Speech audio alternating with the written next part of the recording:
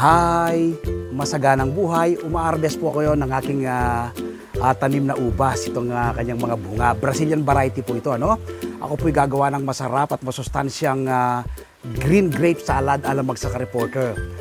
Ito po, malalaman mo na inog na siya kapag kulay dilaw na siyang ganyan. Masarap pong kainin din ng raw ito, no? Na kaka-harvest lang. Pero magbabahagi po ako sa inyo ng isang masarap at masustansyang pang-imagas, ano? Green grape salad alam magsasaka reporter.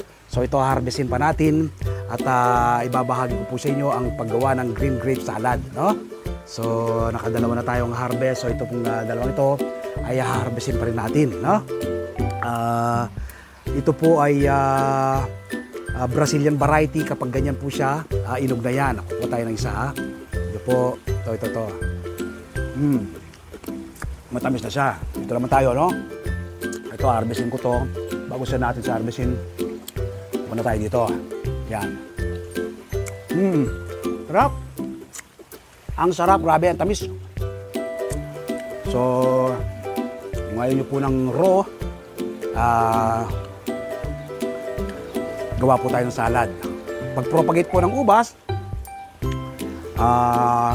dalawang pamamaraan. True seeds. Kapag po kayo kumain ng ubas at meron siyang seeds, meron kayo nakuha seeds, patawin nyo lang po yan hanggang 48 hours air dry, ano, sa hangin. Tapos itanim nyo po yan ipunla nyo po muna sa plastic cup o styro cup.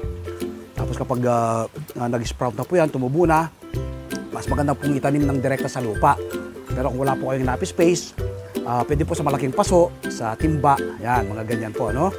Pero kung meron lang naman po kayong enough space, mas maganda po siyang direkta sa lupa. Ito pong ubas kong ito, isang piraso lang siya, direkta sa lupa. Ito po ay cuttings, ano? Ang second na pag-propagate po ng ubas ay true cuttings. Kumulang po kayo ng isang dangkal na haba ng matandang sanga. Tapos ilagay nyo rin po sa styro cup, ano? Lagyan nyo ng lupa, yung bandang ilalim, siksik nyo yung lupa.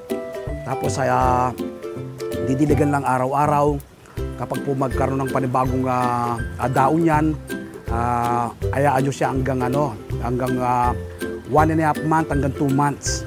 Kapag po makikita mong stable na po yung kanyang mga daon, marami na, pwede na po yung i-transplant. Gaya ng banggit ko, mas magandang direkta sa lupa. Palagihan ko pong sinasabi, bakit ka pa bibili kung pwede ka na pong magtanim. Sa pagpapabunga naman po ng ubas, i-pruning nyo lang po siya, ano? Pagka-pruning, magdilig po kayong binabad na balat ng saging, kaya lang po mag-spray kayo ng fermented fruit juice. Kapag po tumubo yung panibagong kanyang mga sanga, panibagong daon, kasabay po yan ng bunga. Ito pong ubas ko ito, napakasipag eh. Hindi ko pa po na-harvest lahat ng bunga. Meron lang po siyang panibagong usbong na bunga. So ngayon, na-harvestin po natin itong dalawa pang ito. Gamit po yung cutter. Ito po, harvestin po natin. Ito po dito. Yan. Ayun. So meron na tayong tatlong sa ano. Ito pa, ito malaki na to. Yan. Alright.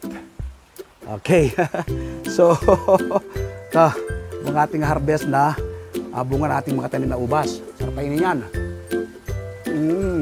Talaga naman, oh. Paglabas mo ng pinto ng aming bahay, ito, yung pinto ng aming bahay, pwede ka nang umarvest kagad ng bunga. Talaga naman, oh. Sarap. Bakit ka pa bibili? Kung pwede ka namang magtanim, no? Invite ko po kayo this coming Sunday. Panoorin po ninyo ang aking TV show, Masaganang Buhay, ano? Ibinahagi ko po yung step by step na pag-propagate ng ubas, through cuttings, pagpapabunga, tapos harvest tayo, gagawa ng masarap at masustansyang green grape salad alam magsasakang reporter, no? Mapapanood po yan alas 7 hanggang alas 8 ng umaga sa 1PH Signal TV, Channel 1 ng TV5. Napapanood din po sa RPTV, YouTube at Facebook. Kapag araw naman po ng Martes, umaga po kayo ng kopya ng Filipino Star ngayon, ano? Isinusulat ko po sa aking column sa PSN ang iba't ibang do-it-yourself tips at iba pang sikreto sa pagsasaka. At siyempre po sa TikTok, Facebook page, Facebook profile, nagbabahagi rin po tayo ng kahalaman. At hindi pa po nakasubscribe sa aking YouTube channel ang Magsaka Reporter, mag-subscribe na po kayo, ano? Like and share, click the bell button na sa mindful po kayo kapag may mga bagong video upload, video tutorial upang ma-share ko po sa inyo ang pairal na talento ng ating Panginoon. Happy farming po!